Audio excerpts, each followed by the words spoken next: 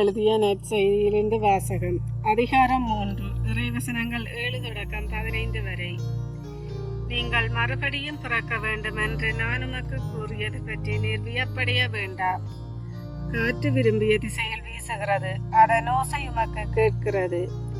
ஆனால் அது எங்கிருந்து வருகிறது என்றும் எங்கு செல்கிறது என்றும் உனக்கு தெரியாது. தூய ஆவியால் பிறந்த அனைவருக்கும் இது பொருந்தும் என்றார். நிக்கதேம் அவரை பார்த்து, இது எப்படி நிகழ முடியும் என்று கேட்டார். அதற்கு இயேசு கூறியது, நீர் இஸ்ரவேல் மக்களுடைய போதகராயிருந்தும் உமக்கு இது தெரியவில்லையே. எங்களுக்கு தெரிந்ததை பற்றியே பேசுகிறோம், நாங்கள் கண்டதை பற்றியே சான்று பார்க்கிறோம். எனினும் எங்கள் சான்றை நீங்கள் ஏற்றுக்கொள்வதில்லை என உறுதியாக உமக்கு சொல்கிறேன்.